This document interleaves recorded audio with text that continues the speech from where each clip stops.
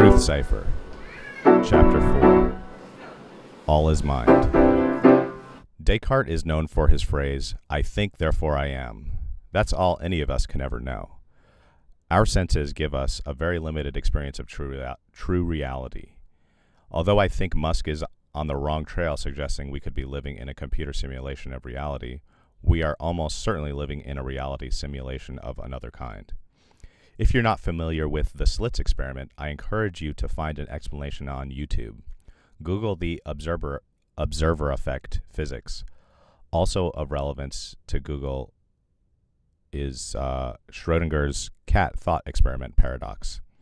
These quantum experiments demonstrate that reality only exists when there is an observer. When there is no observer, particles remain waves of potential. The implications of this are profound. It means the observing mind is the creator of reality, us. We create all we know. How is this possible?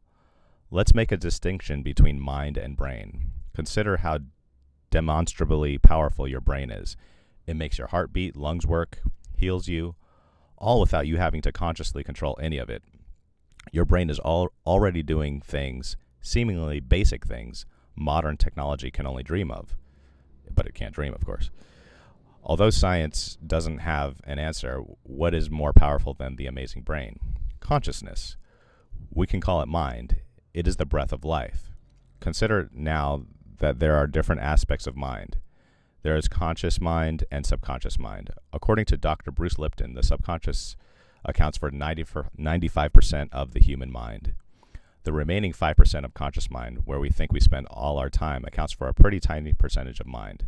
So what is the subconscious mind doing? Your subconscious mind literally creates your reality.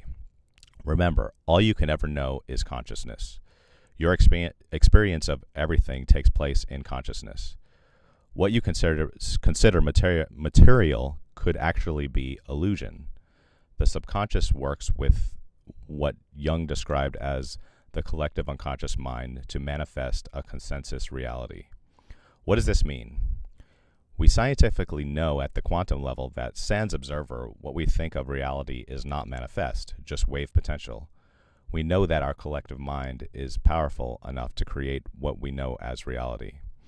It's hard to believe that we are that powerful, that we are co-creators of the universe. The conclusion is that all is mind. This is worth exploring deeply, but for the purposes of this book, we will take this as fact and build on it. All right, so that's the end of Chapter 4, All is Mind. I think I probably packed in so much into that you would have to do your own research to sort of prove that to yourself. I think Descartes is interesting in that I guess he's thought of as the father of materialist science. I think I heard Terence McKenna describe how did Descartes come up with his idea that number and measure will conquer the scientific field. He got it in a vision. He came to him in a dream. That's pretty fascinating. So materialist science is built on a vision. I think Terence McKenna, I don't know, I couldn't find the source, but he said an angel told Descartes that science will be conquered by number and measure.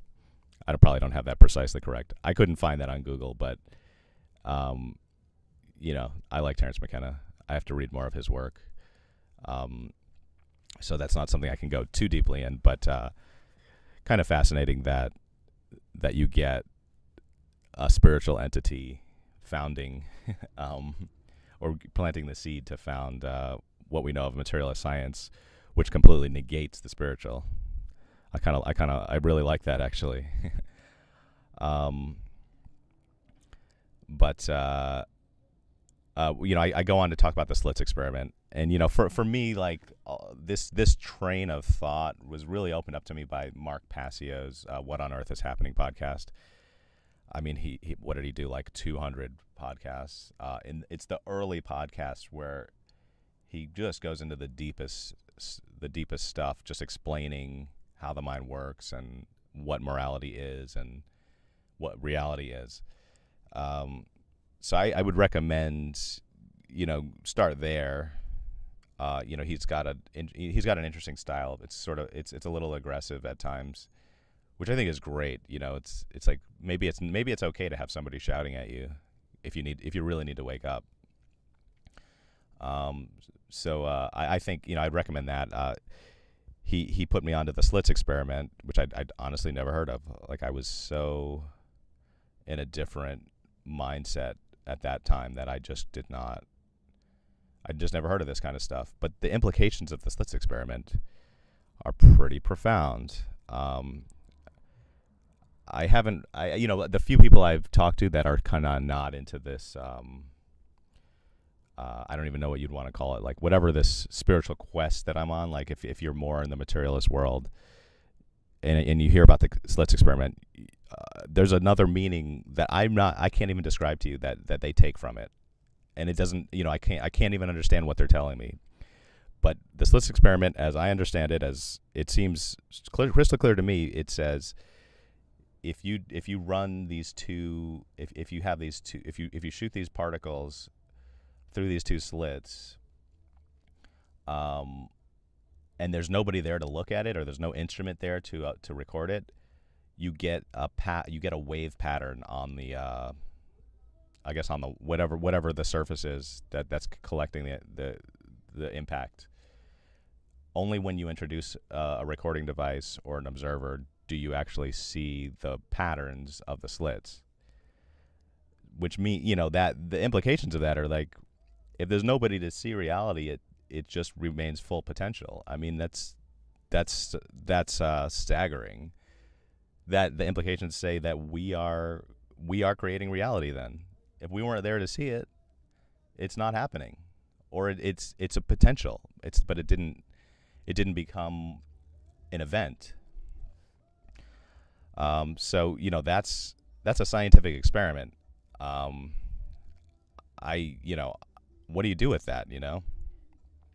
Well, if you're me, you write this book. You just say, well, that means what we think we're seeing is not, it is what we're seeing, but it's a consciousness experience. Like this, as material as you think you are, your consciousness can make you feel the physical sensations that convince you of that this is material reality. So we are, Musk isn't wrong to say we're in a simulation. It's a consciousness simulation. You can't actually disprove that. Just like you couldn't disprove, like, you could be the only person, or let's say I could be the only person in the world. This entire construct could just be a test for me, a simulation for me. There could be nothing else real. And it's just like sort of a game. Intuitively that doesn't feel right, but you can't prove that that's not the case. Like, you could be a universe of one. And for all practical purposes, subjectively, you are a universe of one. It really, you have to live that way. But you have to be conscientious of those entities, that they might also have consciousness, and you want to, they won't treat you well if you don't treat them well. So you have to kind of move through this simulation as if it's not a universe of one, even though it very well could be. Fascinating stuff to me. There's a Dr. Bruce Lipton. I haven't gotten to his books yet. I really can't wait to get into it. He does a lot of consciousness studies. I can't really talk too much about it because I haven't read it, but I heard him on a Higher Side podcast, and he said that your subconscious mind is 95% of the human mind. 5% is this conscious part. It could be even less, probably. Because the mind is doing such complex things, it's just keeping you alive. Like if you were to zone out, like walking down the street, your legs are still moving. Like your mind can take over. Your subconscious mind can take over. Like if you're driving and you zone out, you probably won't get in an accident because your subconscious mind took over. Because you built that sort of what they call muscle memory is training that subconscious mind to take over from the conscious mind, so your conscious mind can do something else. It's pretty interesting. But that subconscious mind, as powerful as it is making your body work, it's even more powerful than you think it is. Like, it's creating the reality that manifests this. It's creating consensus reality. That collective unconscious mind is consensus reality, and then some. I haven't read Jung. I haven't read Lipton. I probably have to revisit this stuff. This is my understanding up to to this point. Yeah, it's I don't know where else can I go with that. Maybe I've gone far enough. But I guess the occult teaching, like if you go to the Kybalion, which I have to confess, I did the Cliffs. I did the Mark Passio Cliffs of the Kybalion. I haven't actually read it, although there's no reason why I shouldn't. I think I will read it. The foundational principle, there's 7 principles of the Kybalion. The first one is all is mind. What does that mean? That means all is consciousness. There's not actually a distinction between physical and spiritual. It's all bound together. And the great trick could simply be that the physical is manifesting from the spiritual, if you can wrap your head around that. And going back to Descartes, I think therefore I am. There's something about the daemon, how like there could just be a demon just telling you your reality is. It's just describing reality to you, and you wouldn't even know that. There's no way to know that what you see is real, and people with mental illness, that breaks down. That consensus reality breaks down for them. That's really what's happening. Like they get on another track of reality. They see visions. When consensus reality breaks down, you're considered mentally ill. Maybe that's not the case, although you won't be able to function in a consensus reality society if you start seeing visions and you get on another track of reality. But that could be a clue that that there's more to it than what the materialists say. So what that chapter, to sum it up, the mind is creating reality, and the mind is a consensus mind. When we say all is mind, that means you have to kind of back up and say, wait, I'm an atheist, I'm a materialist, I don't believe in intelligent design. Well, if you're an occultist, you're going to say, well, all is mind. And you certainly don't have to believe in Christianity. I think that is probably a cul-de-sac, but it's a mistake to throw away the baby with the bathwater, so to speak. Like, there's something true in all the religions, if you go a little deeper. And you don't look at Christianity and say literally this happened, but there's a kernel of truth in the intelligence of the universe. And if you decide that you just won't believe that there's intelligence in the universe, that all this is just the product of accidents and something, and it manifests into this beautiful organized system, then that you might not even need to finish this book, because it's just not going to make any sense. But for me, it's like the fact that we are conscious means like, well, as above, so below. I'm conscious. The universe is conscious. I can make that leap. I'm humble enough to say that.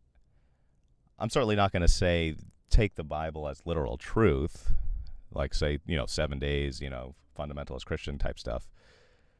Yeah, and I actually don't think the Bible was even meant to be taken literally. Like, I think if you were to just look at the Bible allegorically, you'd probably find so much more value in it. And you can follow Jordan Peterson's psychological significance of the Bible series to kind of prove that to yourself, that the depth is astounding if you just unplug from well, I don't know if there was an ark. There was no Adam and Eve, and there was no, Garden of Eden. You're like, no, that's not the point.